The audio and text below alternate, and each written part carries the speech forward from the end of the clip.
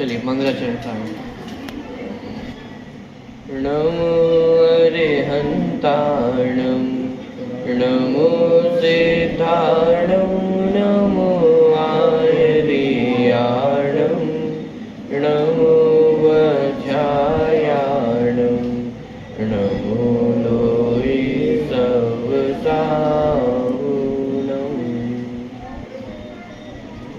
मंगलम भगवान वीरो मंगलम गौतमोहनि मंगलम कुंद कुंदाजो जन धर्मोस्तु मंगलम सर्वमंगल मांगल्यम सर्वकल्याणिकारकम प्रधानम सर्वधर्माणां जयनं जयतु। उत्तम क्षमा मार्दव आर्जव भाव है सत्य शौच संयम तप त्याग उपाव है आकिंचन ब्रह्मचर्य धर्म दश साध है चहुगति दुखते काणि मुकति करता।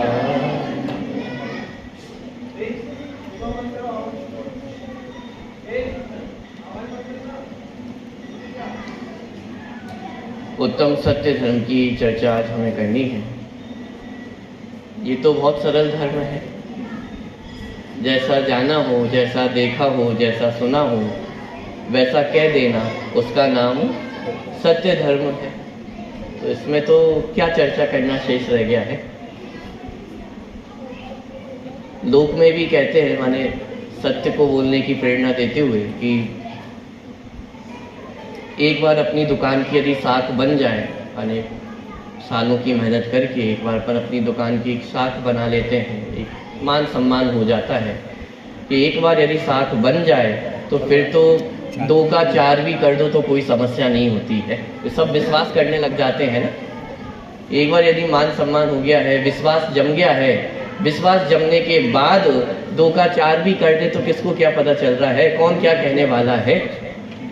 इसलिए हमें कैसा होना चाहिए, सत्यवादी होना चाहिए। तो क्या फायदा है सत्यवादी होने का? ये फायदा है सत्यवादी होने का।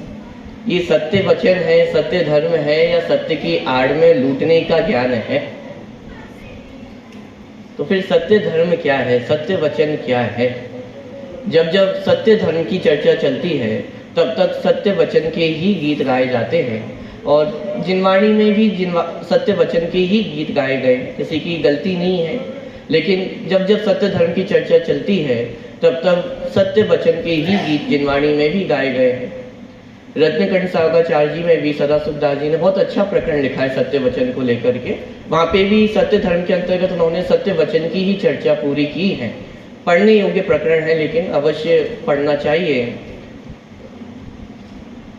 उसमें ये चर्चा ली कि सत्य धर्म की बात तो बहुत दूर की ही है, लेकिन क्या हम सत्य वचन को भी वास्तव में समझ पाए हैं क्या?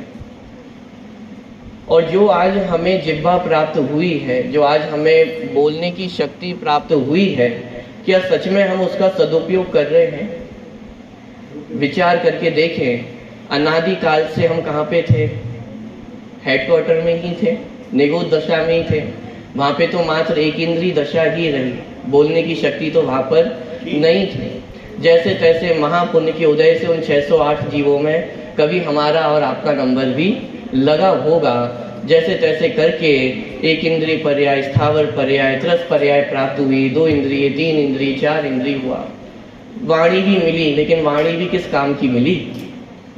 4 इंद्रिय तक तो अनेक त्रियंच गति के जीव है, वो क्या ही बोले और क्या ही समझें। पंचेंद्रिय भी हुआ तो असंगी हुआ, पंचेंद्रिय भी हुआ लेकिन मन रहित हुआ तो असंगी ही रहा। वहाँ पर भी वचन होने पर भी उन वचनों का बहुत अधिक महत्व नहीं रहा। महाभाग्य के उदय से आज हमें ये संगी पर्याय प्राप्त हुई है, संगी पंचेंद्रिय दशा प्राप्त हुई है। और मात्र संगी पंचेंद्रिय दशा ही नहीं, संगी पंचेंद्रिय तो त्रियंच भी होते हैं, संगी पंचेंद्रिय तो नारकी भी होते हैं, संगी पंचेंद्रिय तो देव भी होते हैं, संगी पंचेंद्रिय मनुष्यों में भी कितने से जैन हैं? आज विश्व के समस्त धर्मों में भी यदि अपन विचार करें तो सबसे अल्पसंख्यकों में जैन है, और उन जैनों में भी कितना बंटवारा हो चुका है, कितने विभाजित हो चुके हैं। इस सच्चे मार्ग को समझने वाले हम और आप कितने से लोग हैं? इतने लोग तो बैठे हुए दिखाई दे रहे हैं, लेकिन इसमें भी किस किस की कितनी रुचि है ये तो अपने परिणामों का विचार आप स्वयं ही कर ले। माने इतने महाभाग्य से आज हमें सत्य माने 5 इंद्रियां, ये मन प्राप्त हुआ है, ये बोलने की शक्ति प्राप्त हुई है, माने बहुत बड़ी जिम्मेदारी है। यदि हमें ये जिह्वा प्राप्त हुई है, ये रसना इंद्रिय हमें प्राप्त हुई है, बोलने की शक्ति प्राप्त हुई है, तो इसके पीछे जिम्मेदारी कम नहीं, बहुत बड़ी जिम्मेदारी है। तो इसका प्रयोग करने में भी जिम्मेदारी तो हमें ख्याल में होनी ही चाहिए। इसलिए सत्य वचन का स्वरूप क्या है ये तो हमारे ख्याल में होना ही चाहिए। लेकिन जिस सत्य धर्म की हम चर्चा आज करने वाले हैं, क्या वो मात्र सत्य वचन तक ही सीमित है? मात्र सत्य बोलने का नाम ही सत्य धर्म है क्या? यदि हम मात्र सत्य बोलने को ही सत्य धर्म माने तो समस्या क्या है? आपको हर चीज में आपको समस्या हो जाती है। कोई से भी धर्म की चर्चा करे तो समस्या आपको पहले हो जाती है कि अरे भाई समस्या ये है कि यदि सत्य बोलने को ही हम सत्य धर्म मानेंगे तो फिर सिद्ध भगवान को सत्य धर्म होगा कि नहीं होगा? उनके पास तो वाणी नहीं है। अनंत भगवान के पास तो चलो फिर भी उनकी दिव्य ध्वनि खिड़ जाती है, वो भी सर्वांग से खिड़ती है, वचनों से तो वो भी नहीं बोलते हैं, लेकिन फिर भी चलो उनकी तो दिव्य ध्वनि है। सिद्ध भगवान के पास तो शरीर ही नहीं है, जब शरीर नहीं है तो वचन कहाँ से होंगे? और यदि सत्य बोलते नहीं है तो फिर उन्हें सत्य धर्म होगा कि नहीं होगा? कि अरे पंडित जी आपको पता नहीं है, सत्य धर्म के लिए सत्य बोलना जरूरी नहीं है, झूठ तो नहीं बोलते हैं ना। बोलो सिद्ध भगवान झूठ बोलते हैं क्या? कि झूठ नहीं बोलते हैं इसलिए उन्हें सत्य धर्म है। तो फिर मैं आपसे प्रश्न करता हूं, और बड़ी समस्या खड़ी हो जाएगी, फिर निगोदिया जीव को भी हमें सत्य धर्म का धनी मानना पड़ेगा। क्यों? वो भी तो झूठ नहीं बोलता है। अरे वो तो बोलता ही नहीं है, आज तक एक इंद्रिय जीव ने एक शब्द भी नहीं बोला है। सिद्ध भगवान ने तो अपने पिछली पर्याय में अंतिम भव में कुछ ना कुछ तो शब्द बोले ही होंगे। एक इंद्रिय जीव ने तो अनादिकाल से, जो नित्य निगोद के जीव हैं, उन्होंने तो अनादिकाल से आज तक एक शब्द नहीं बोला है। झूठ बोलना तो बहुत दूर की बात है। तो यदि हम झूठ नहीं बोलने को सत्य धर्म मानते हैं तो फिर निगोदिया धर्म को भी सत्य धर्म मानना पड़ेगा। समस्या खड़ी आ रही है, समझ में आ रहा है क्या समस्या है? माने यदि हम सत्य बोलने को सत्य धर्म मानते हैं तो भी समस्या है, और झूठ नहीं बोलने को यदि सत्य धर्म मानते हैं तो भी समस्या ही तो है। क्या आप कहेंगे जिनवाणी में भी तो चर्चा की गई है, सत्यानुव्रत, सत्य महाव्रत, भाषा गुप्ति, भाषा समिति, वचन गुप्ति, इन सब की चर्चा भी तो जिनवाणी में की है ना। तो ये क्या सत्य धर्म की चर्चा नहीं है? कि विचार करके देखें, माने जितने मनुष्यों की भाषा हो सकती है उसको 4 स्थानों पे जिनवाणी में बांधा गया है। सत्यानुव्रत, सत्य महाव्रत, भाषा समिति और वचन गुप्ति। सबसे बेस्ट तो क्या है कि बोले ही नहीं, ये सबसे बढ़िया चीज है वचन गुप्ति। मुनिराज अपने स्वरूप में गुप्त हो जाते हैं, बोलते ही नहीं है। वचन गुप्ति माने सबसे उत्तम चीज तो यही है कि बोले ही नहीं, क्योंकि जहां बोलना प्रारंभ होता है वहां आपस में संबंध बनते हैं, जहां संबंध बनते हैं वहां राग द्वेष खड़े होते हैं। तो सबसे अच्छा तो यही है कि भाई बोलना ही ना पड़े। वचन गुप्ति, यदि बिना बोले काम नहीं चले तो कैसे बोलो? हित मित प्रिय वचन बोलो। भाषा समिति, हितकारी वचन बोलो, किसी का हित करने वाले वचन नहीं बोले। लेकिन आज तो हम इन सत्य वचन के स्वरूप को भी कहाँ समझते हैं। उन मुनिराज के पास यदि हम जाएं तो वो हमें कैसे वचन बोलेंगे? हितकारी वचन बोलेंगे ना। कभी होता है ना, जैसे कोई नए शादी हुई हो, नया युगल हो, नई दंपत्ति हो, आशीर्वाद लेने जाएं महाराज के पास, मुनि भगवंतों के पास आशीर्वाद लेने जाएं कि महाराज हमें आशीर्वाद दीजिए। तो मैं आपसे पूछता हूँ, मुनिराज क्या आशीर्वाद देंगे? क्या आशीर्वाद देंगे? क्या लगता है आपको कि सब आपकी घर गृहस्थी अच्छी चलती रहे, ऐसे ही फलो फूलो, ये आशीर्वाद मिलने वाला है? कि वास्तविक आशीर्वाद तो उनसे यही मिलेगा ना कि जितनी जल्दी ये शादी टूटे उतना अच्छा है। बोलो, आशीर्वाद तो यही मिलेगा ना कि तुम भी जल्दी से सुख के मार्ग पे आगे बढ़ो, ये दीक्षा लेकर के तुम भी मोक्ष महल में कदम रखो। आशीर्वाद तो यही मिलने वाला है ना। मुनिराज हितकारी उपदेश देंगे या अहितकारी उपदेश देंगे? लेकिन आज हम क्या आशीर्वाद चाहते हैं? मंदिर भी आते हैं तो किस भावना से आते हैं? मुनिराजों के पास भी जाते हैं तो किस भावना से जाते हैं? कौन से हित का उपदेश मिलेगा? ये शरीर के सुख साधनों को इकट्ठे करने का उपदेश हमें मुनि भगवंतों से मिलने वाला है क्या? विचार तो करके देखें। लेकिन आज हम जिनेन भगवंतों से भी किस आशीर्वाद की उम्मीद रखते हैं? मुनि भगवंतों से किस आशीर्वाद की उम्मीद रखते हैं? विचार करना। मुनिराज तो हित वचन ही बोलते हैं, हितकारी वचन ही बोलते हैं, अहितकारी वचन तो नहीं बोलते हैं। अच्छा, हितकारी बोलते हैं तो बोलते ही जाते होंगे कि मित बोलते हैं, सीमित बोलते हैं, बहुत अधिक नहीं बोलते हैं, और जरूरी नहीं है बोलें। जैसे मान लीजिए अभी अपन कहाँ कोलारस में बैठे हुए हैं और आप बहुत दूर कहीं जाए, मान लीजिए कहीं कर्नाटक में, चेन्नई में, ऐसी कई जगह मुनिराज विराजमान है और आप उनके दर्शन करने गए हैं, तो मन में एक भावना तो अपन लेकर के जाएंगे ही कि दो शब्द भी यदि हमें मुनि भगवंतों के सुनने को मिल जाए तो हमारा कल्याण हो जाएगा। तो मैं आपसे पूछता हूँ, आप इतना लंबा ट्रेवल करके इतनी दक्षिण में गए हैं उनके उपदेश सुनने को, क्या मुनिराज बाध्य हैं आपको उपदेश देने के लिए? हो सकता है आप घंटों घंटों बैठे रहें और उनका उपदेश भी प्राप्त ना हो। स्वरूप में लिखा, आचार्य परमेश्वरी के स्वरूप में, कि एक तो धर्मानुलोभी जाने, माने धर्म के अनुरागी जीव हो, ऐसा उन्हें समझ में आए, और फिर उन्हें उपदेश देने की यदि करुणा हो तो उपदेश देते हैं, और नहीं आया विकल्प, नहीं आया विचार, तो ऐसा थोड़ी ना है कि जितनी दूर से आए हैं उतनी देर ज्यादा उपदेश देना पड़ेगा। बाधित तो नहीं है। उपदेश देते भी है तो बहुत सीमित उपदेश देते हैं। बहुत अधिक उपदेश देने से होगा क्या? जिसको समझना होगा वो दो शब्दों में भी समझ जाएगा, और जिसको नहीं समझना होगा तो ग्रंथ तो लिखी ही हुई है ना, द्वादशांगी पूरी जिनवाणी का ज्ञान तो हमारे पास उपलब्ध है। तो हितकारी बोलते हैं, मित बोलते हैं, और कैसे? प्रिय वचन बोलते हैं, किसी को बुरा ना लगे ऐसे वचन बोलते हैं। तो ये हुई भाषा समिति। माने सबसे अच्छा तो यही था कि बोले ही ना, वचन गुप्ती। बोलते भी हैं तो हित, मित और प्रिय वचन बोलते हैं।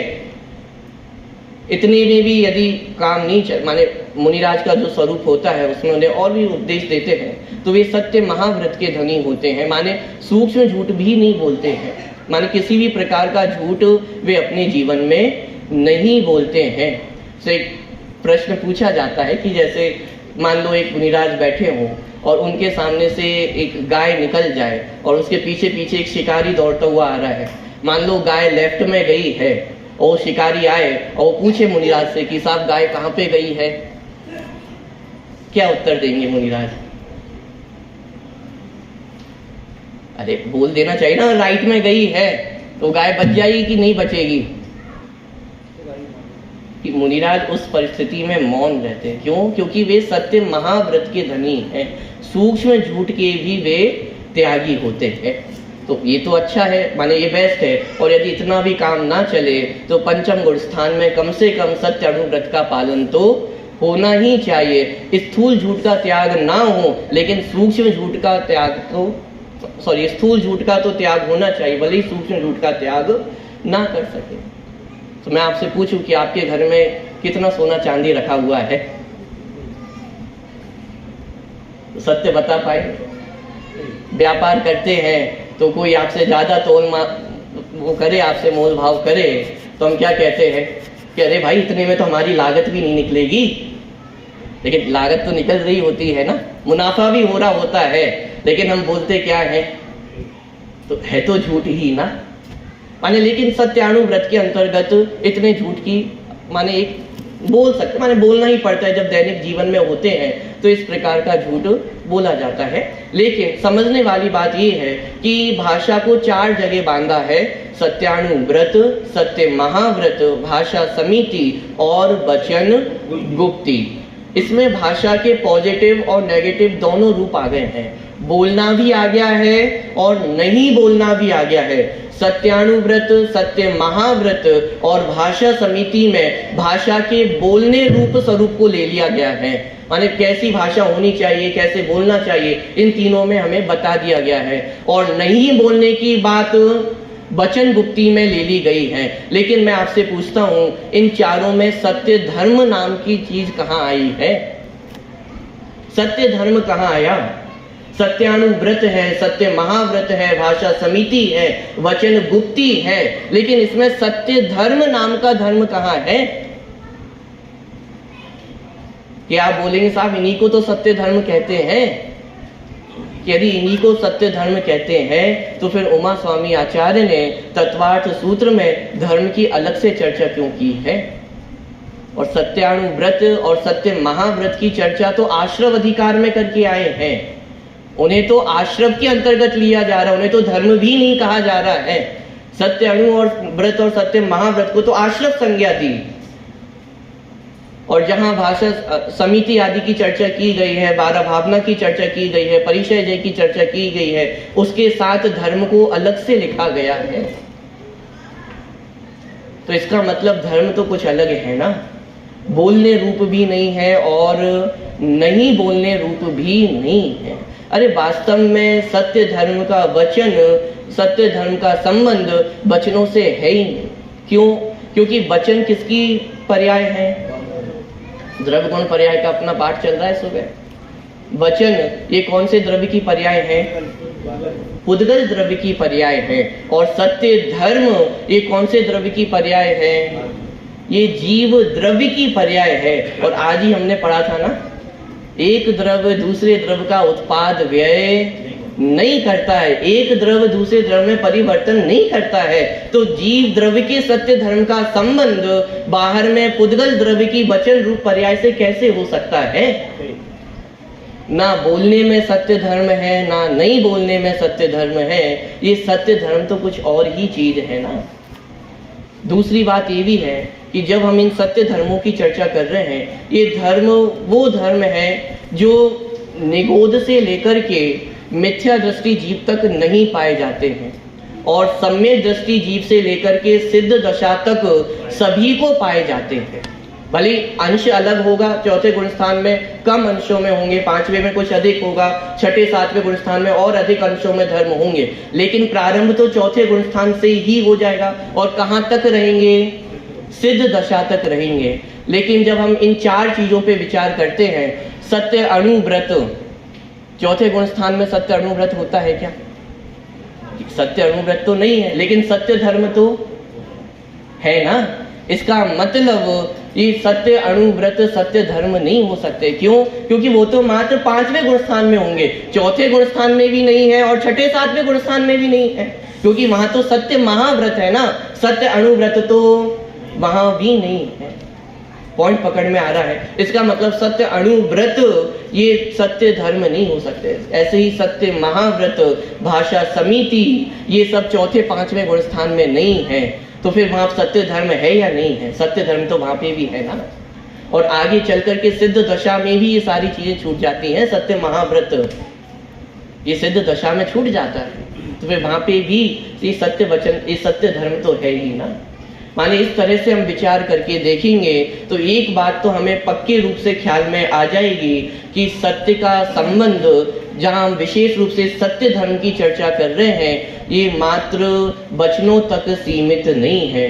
मात्र सत्य बोल देने का नाम सत्य धर्म नहीं है। तो फिर किसका नाम है सत्य? किसे कहते हैं सत्य? कि सत्य ये आत्मा की पर्याय है। 3 प्रकार का सत्य होता है, माने जगत में वस्तु ही 3 प्रकार से होती है। जैसे उदाहरण के लिए ये माइक है, ठीक है, ये अर्थात्मक सत्य, माने अपने आप में वस्तु है, एक माइक है, ये एक अर्थात्मक सत्य हुआ, ठीक है। मान लो एक ब्लैक बोर्ड है और उस पर मैं चौक से माइक लिख दूं, तो वो भी माइक है या नहीं है? शब्दात्मक माइक है, ठीक है। तो एक माइक तो अर्थात्मक माइक हुआ, एक शब्दात्मक माइक कहे अथवा वचनात्मक माइक कहे, और एक माइक जिसकी इमेज हमारे ज्ञान में बन रही है। टोटल कितने माइक हो गए हैं? 3 माइक हो गए हैं। कौन कौन से?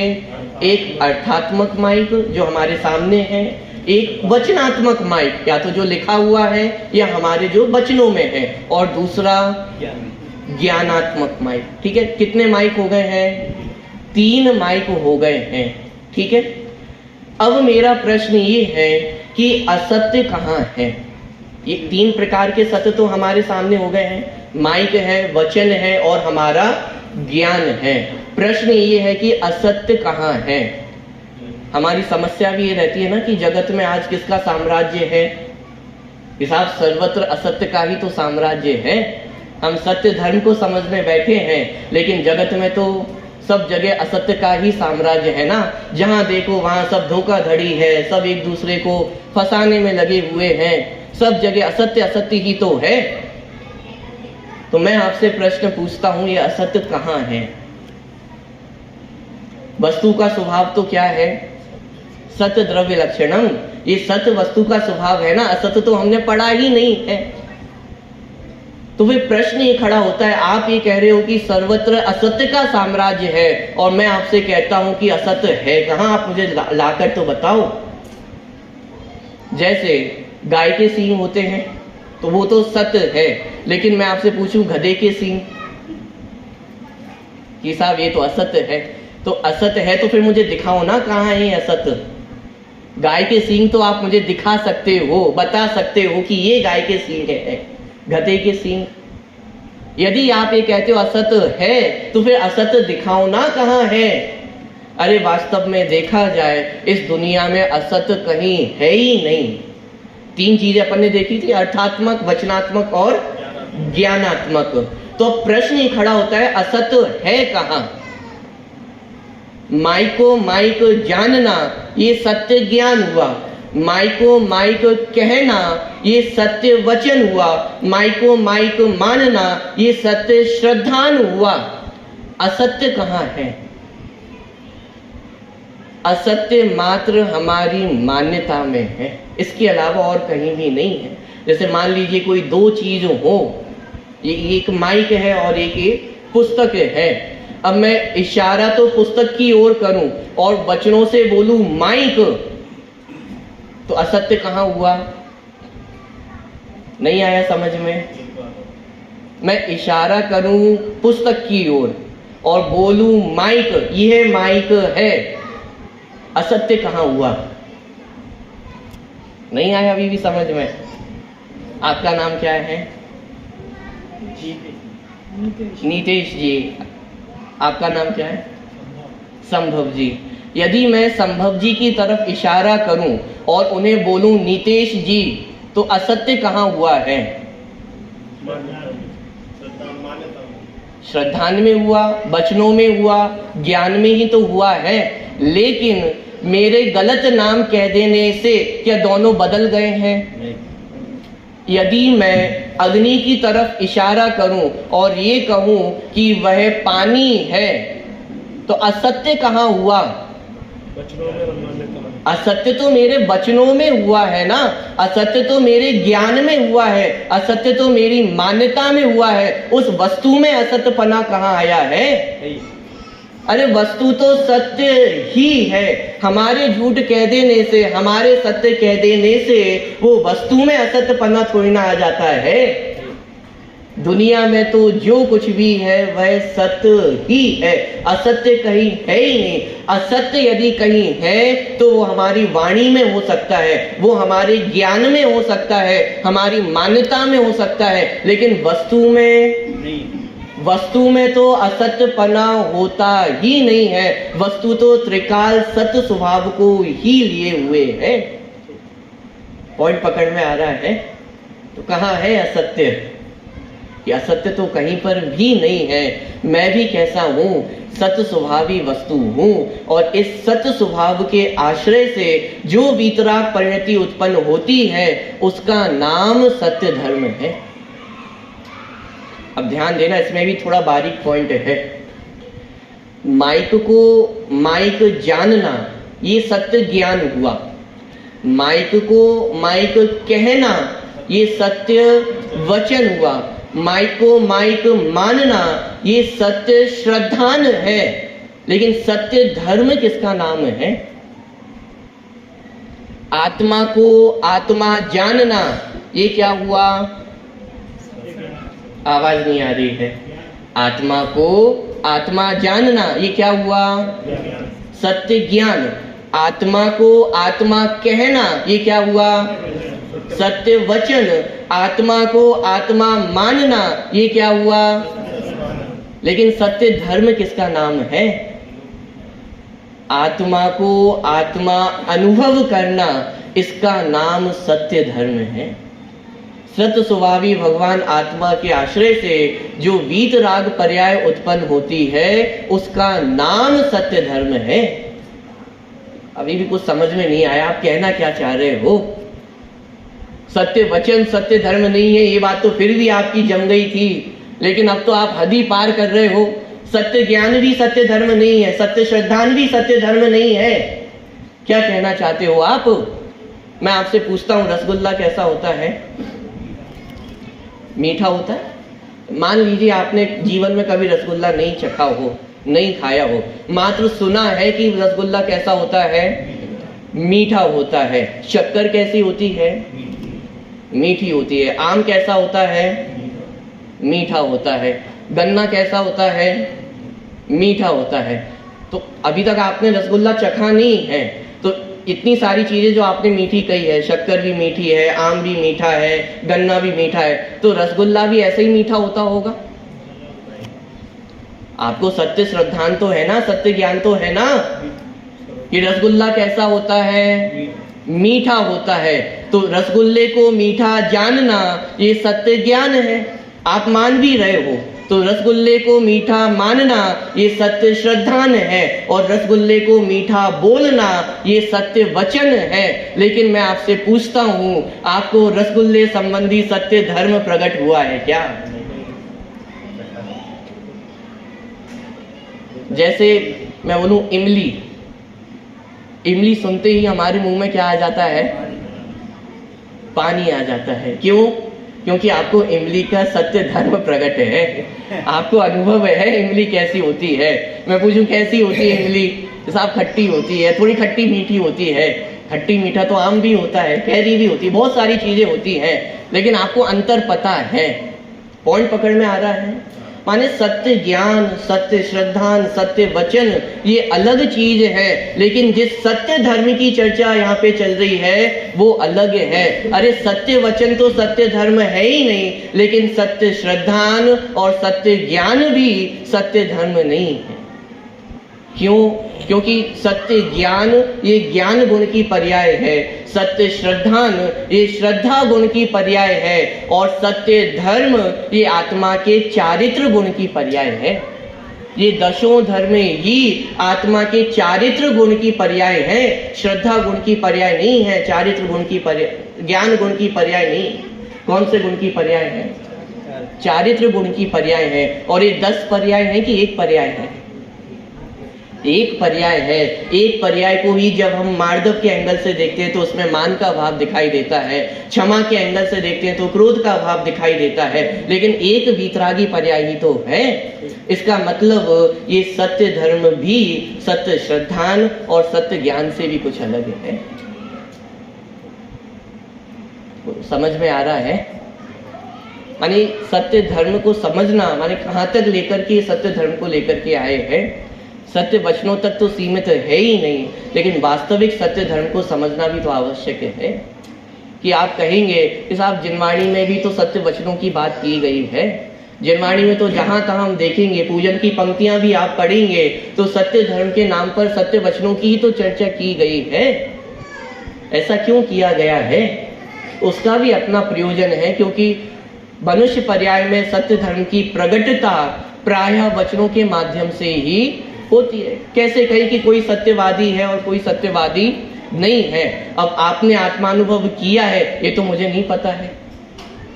आपको रसगुल्ले का स्वाद पता है, ये मुझे कैसे पता चलेगा? कि जब आप मुझे अपने वचनों से कह करके बताओगे कि रसगुल्ला मीठा होता है। किसी को रसगुल्ले का ज्ञान नहीं पता है, मुझे कैसे पता चलेगा?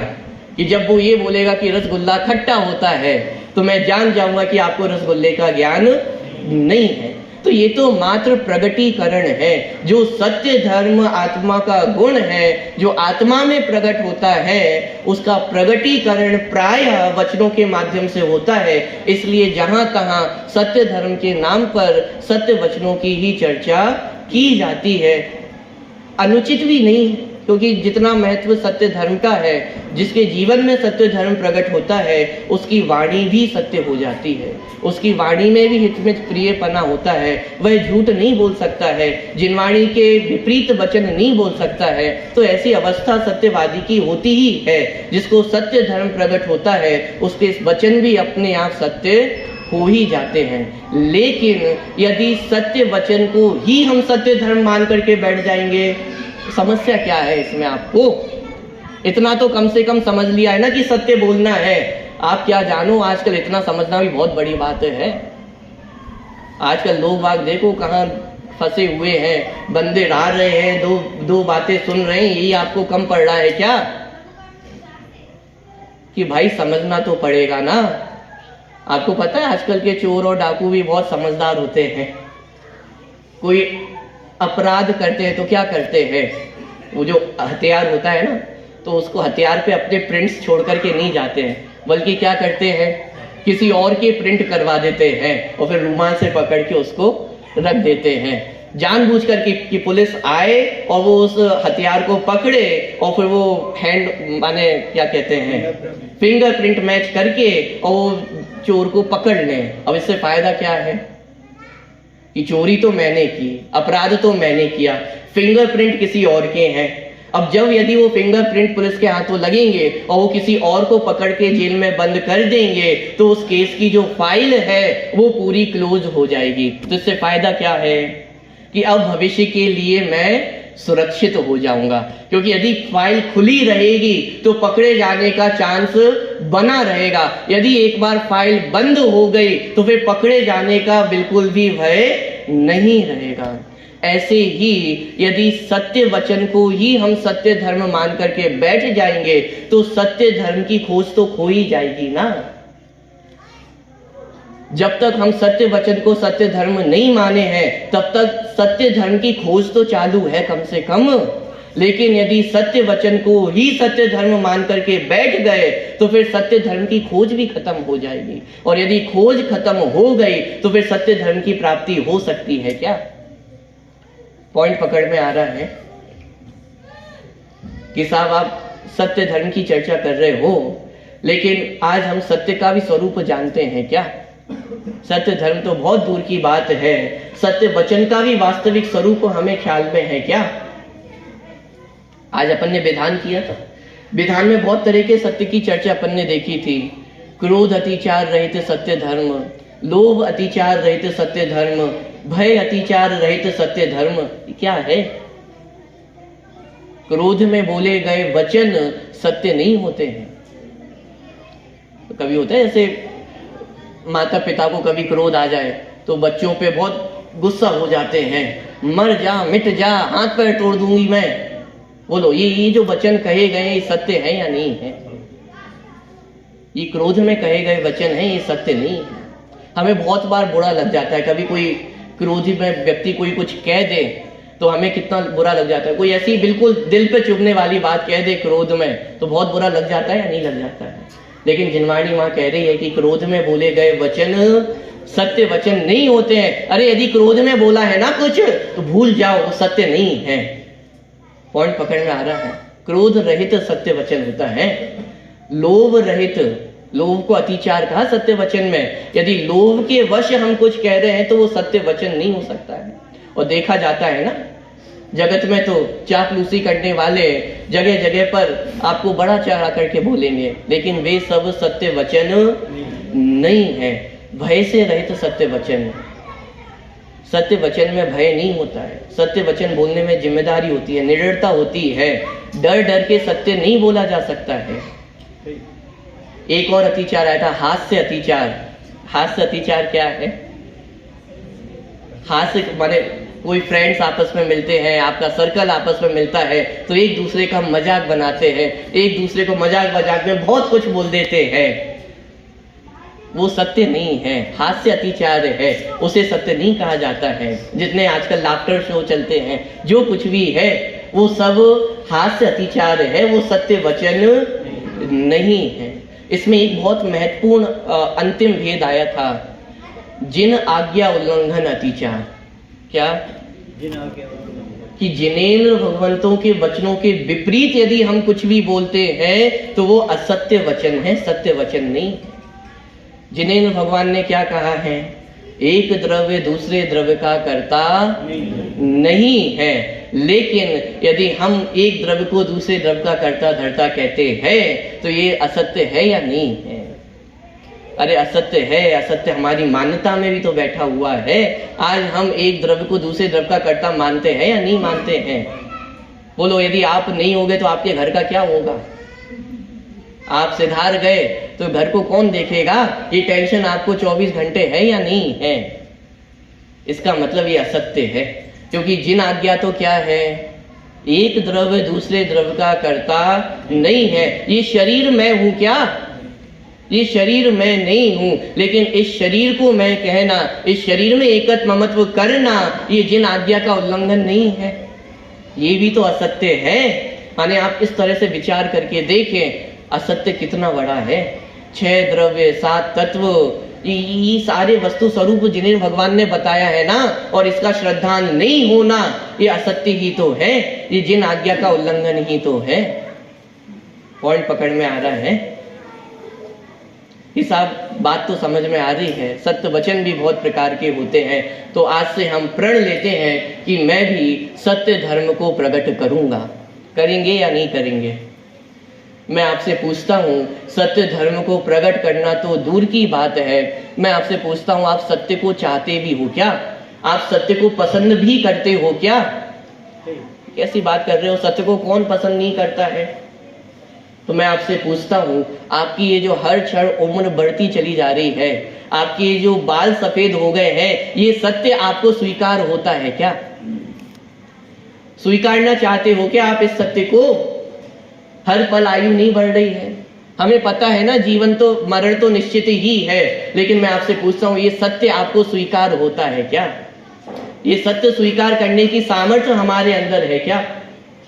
दुनिया के ऐसे कितने सारे सत्य हैं जिनको हम बताना नहीं चाहते हैं, छुपा करके रखना चाहते हैं। जगत में कहा जाता है ना, पुरुषों से उनकी आय और महिलाओं से उनकी आयु नहीं पूछनी चाहिए। साहब क्यों नहीं पूछनी चाहिए? कि नहीं पूछनी चाहिए तो नहीं पूछनी चाहिए। क्यों? क्योंकि साहब झूठ बोलना नहीं है और सत्य कह नहीं सकते। तो इसका मतलब क्या हुआ? सत्य से डर ही तो रहे हैं। आज हम सत्य से डर रहे हैं। वास्तव में सत्य धर्म तो तब प्रकट होगा जब हम सत्य को प्रकट करना चाहेंगे। अभी तो चाह भी है हमारे अंदर, ये विचार करके तो देखें। एक और भरी चतुराई की बात हम करते हैं। जिनवाणी में लिखा है ना कि जैसे आपको किसी चीज की जानकारी हो, किसी दोष का ज्ञान है, और उसके बाद भी यदि अपराध करें तो उसका दोष कितना होता है?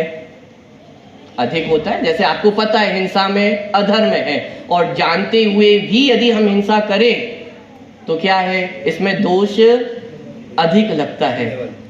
अब इसमें हम क्या चतुराई लगाते हैं, क्या होशियारी लगाते हैं कि पंडित जी इसलिए तो मैं मंदिर नहीं आता हूँ। आपको पता नहीं है, अभी आज पता चल जाएगा कि हिंसा में अधर्म है। अभी तक तो मुझे पता नहीं था ना कि हिंसा में अधर्म होता है, तो मुझे कम पाप लगता होगा। अब पता चल गया है, और अब मैं यदि हिंसा करूंगा तो पाप ज्यादा लगेगा। इसलिए तो मंदिर आता नहीं हूँ, इसलिए तो स्वाध्याय में आता नहीं हूँ। अभी तक मुझे नहीं पता था आलू में जीव होते हैं, तो मुझे दोष कम लगता होगा। अब मंदिर आए और पहले दिन बता दिया कि आलू में जीव होते हैं, अब मैं क्या करूं? अब तो दोष अधिक लगेगा ना, इसलिए मैं मंदिर आता ही नहीं हूं। मैं आपसे पूछता हूं, क्या इस सत्य से हम डर नहीं रहे हैं? अभी सत्य जानना भी कौन चाहता है? अभी तो हम इसी भ्रम में रहना चाहते हैं कि जैसी गाड़ी चल रही है बढ़िया चल रही है, जितना ज्यादा ज्ञान होगा उतना उलझेंगे। तर्क नहीं होता है हमारा। जितना जिनवाणी पढ़ो, पढ़ने वालों को देख लो क्या हालत हो रही है उनकी, वो भी लड़ते झगड़ते रहते हैं, उनकी भी कशाएं ऐसी चलती रहती है। इससे तो अच्छा हम हैं, ना पढ़ते लिखते हैं ना इन झंझटों में उलझते हैं। लड़ाई झगड़ा किस में होगा? जो पढ़ेगा लिखेगा उसमें मतभेद होंगे। आज खड़े भी हुए इतने सारे मतभेद, लेकिन हम तो कैसे हैं कि हम इन सारे लड़ाई झगड़ों से मतभेद से दूर रहते हैं, इसलिए तो पढ़ते नहीं है।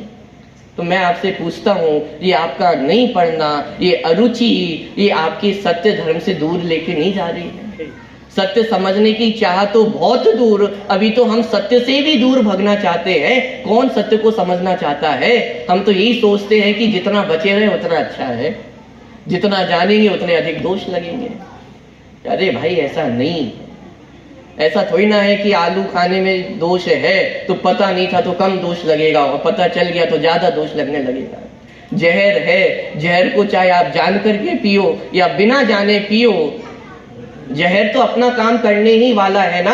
उस जहर का थोड़ी ना कुछ ये आपसे पूछेगा कि आपको पता है कि नहीं पता है। क्यों आप पीने वाले होगे तो जहर आपको वार्निंग देगा कि सावधान, आपको पता है कि नहीं पता है। अरे पता हो या ना पता हो, जहर तो अपना काम करेगा ही ना। कि अज्ञानता और भी बड़ा दोष है।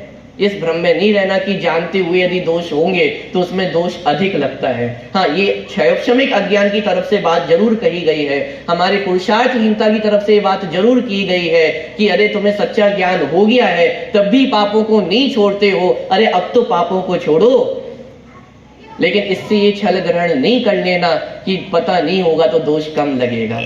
अरे अज्ञानता का ही तो फल है कि निगोद अवस्था में ज्ञान कितना शून्य हो गया है, कितना कम हो गया है। अक्षर के अनंतवें भाग मात्र ज्ञान बचा है। ये सत्य से दूर भागने का नतीजा है। सत्य से दूर भाग के हमारी सदगति होने वाली नहीं, तो नीच गति का ही कारण होने वाला है। इसीलिए सत्य धर्म यदि हमें प्रकट करना है तो पहले सत्य को जानने की चाह तो अपने अंदर प्रकट करनी ही होगी ना। साहब बात तो सब आपकी बहुत सही है, लेकिन फिर भी तब भी ये सत्य थोड़ा सा समझ नहीं आता है। जिन्हें भगवान ने तो बहुत सारी बातें बताई हैं, एक तरफ दूसरे तरफ का नहीं करता है, बहुत सारी चीजें हैं, लेकिन आप बताओ थोड़ा समझौता चल सकता है क्या?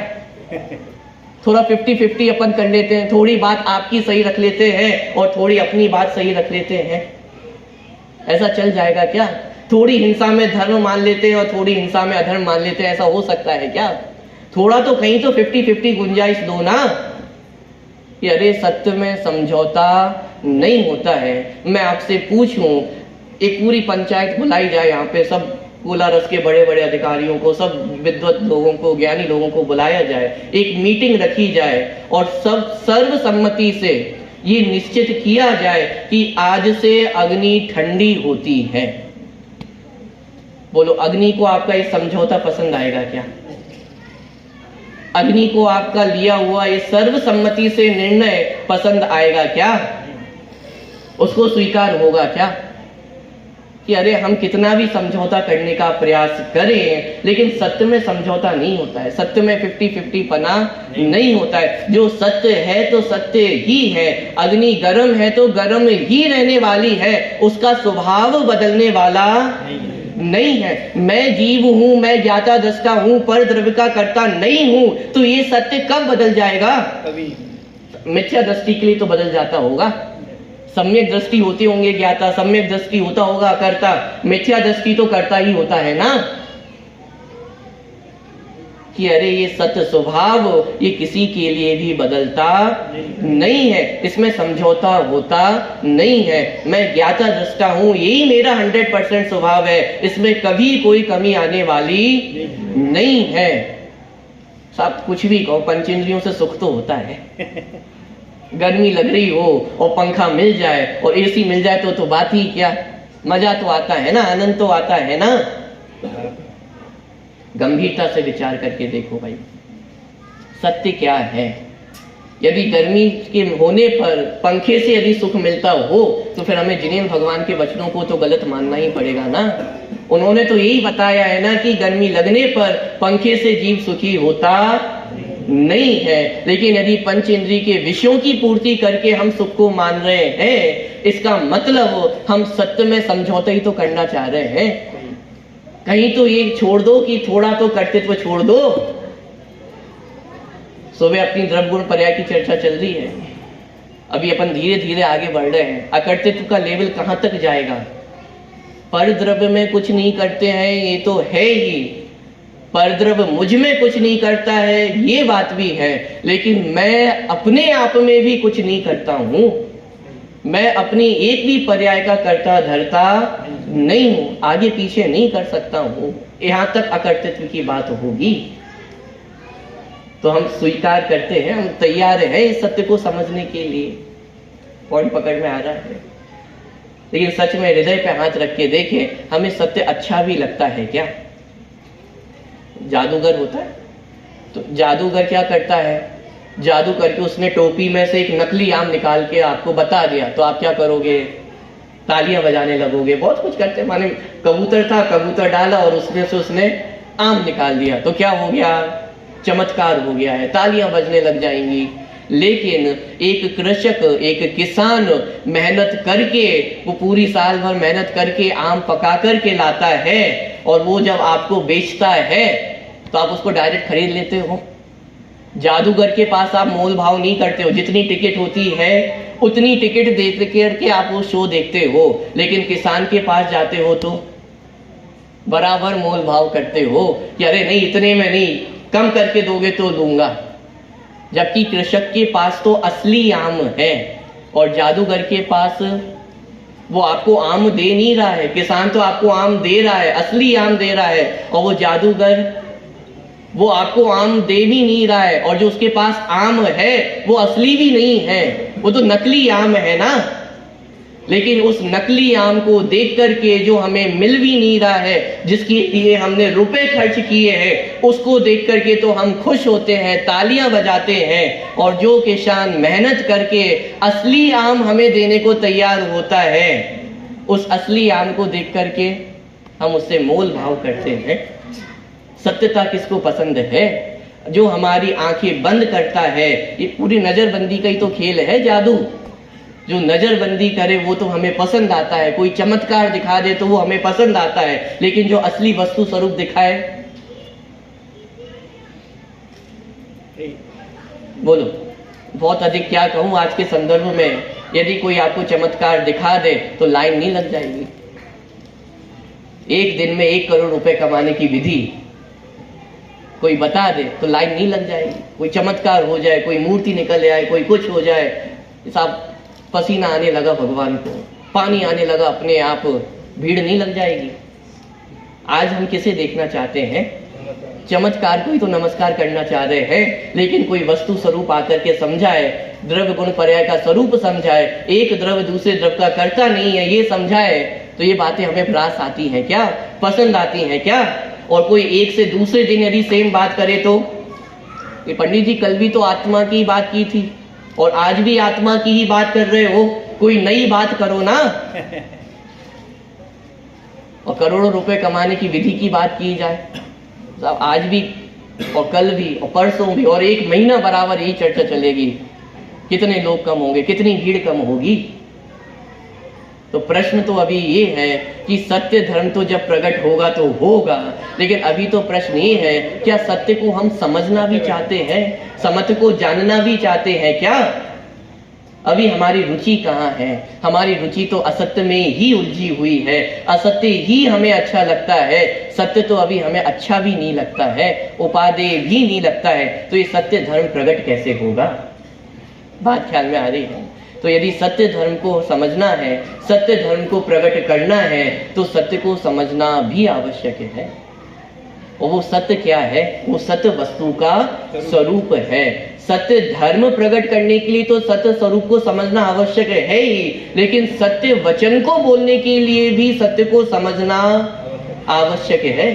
बिना सत्य को समझे तो सत्य बोलना भी संभव नहीं होगा। आपको पता है मिथ्या दृष्टि का जितना ज्ञान है, A to Z जितना ज्ञान है, उस सबको मिथ्या ज्ञान कहते हैं। और सम्यक दृष्टि का जो कुछ भी ज्ञान है उसे सम्यक ज्ञान कहते हैं। ऐसा क्यों? मिथ्या दृष्टि 2 + 2 4 भी कहे तो उसे मिथ्या ज्ञान कहते हैं, और सम्यक दृष्टि कदाचित 2 + 2 5 भी कह दे तो उसे सम्यक ज्ञान कहते हैं। ये सब अन्याय क्यों या नीति क्यों? जैसे शराबी व्यक्ति होता है तो शराबी व्यक्ति के वचनों का कोई भरोसा, भले ही वो सत्य भी बोले तो भी उसके वचनों का भरोसा होता है क्या? तो आप कैसी बात कर रहे हो? मंदिर में शराब मराब की बातें अच्छी लगती है क्या? कि अरे मैं क्या कर रहा हूँ, दौलत राम जी ने तो लिखा है मोह महामद पियो अनादि, कि ये मिथ्या दृष्टि जीव ने अनादि काल से मोह रूपी मदिरा का ही तो पान किया है। तो जैसे मदिरा पान किया हुआ व्यक्ति कोई भी वचन बोले, कदाचित यदि कुछ सत्य भी बोलता हो तो उसकी बातों का भरोसा नहीं किया जाता है। क्या पता आज बोल रहा है कल पलट जाए। मिथ्या दृष्टि का जितना भी ज्ञान है वो सब मिथ्या ज्ञान है, और सम्यक दृष्टि का जितना ज्ञान है, शिव भूति मुनिराज के पास कितना ज्ञान था? नमोकार मंत्र भी याद नहीं होता था, लेकिन केवल ज्ञान प्राप्त हो गया। जितना ज्ञान उनके पास था वो सब सम्यक ज्ञान था। क्यों? सत्य बोलने से पहले सत्य को समझना आवश्यक है। सत्य को समझने के लिए सत स्वभावी भगवान आत्मा को जानना आवश्यक है। जब सत स्वभावी भगवान आत्मा को जानते हैं तो वीतरागी पर्याय प्रकट होती है, उसी का नाम सत्य धर्म है। और जब सत्य धर्म प्रकट होता है तो सत्य वचन भी वास्तव में ऐसे धर्मात्माओं के ही होते हैं। मिथ्या दृष्टि के वचनों को तो ऐसे ही कहा है पागलवत, कि जो कुछ भी कहता है उसको पागल के समान ही कहा है, क्योंकि आज कह रहा है कल क्या भरोसा है। आज 2 बातें यहाँ की सुन ली तो यहाँ की भाषा बोलने लग गया, कल कहीं और जाके सुन लेगा तो वहां की भाषा बोलने लग जाएगा। ये अज्ञानी का कोई भरोसा नहीं है। यदि वास्तविक ज्ञान करना है, वास्तविक सत्य धर्म को प्रकट करना है, तो अपने भगवान आत्मा को जाने बिना, श्रद्धान किए बिना और आत्मा में लीन हुए बिना इस सत्य धर्म की प्राप्ति नहीं हो सकती है। इस सत्य धर्म को हम सभी अपने जीवन में प्रकट करें। इसी मंगल भावना से अपनी बात को पूरी करता हूँ।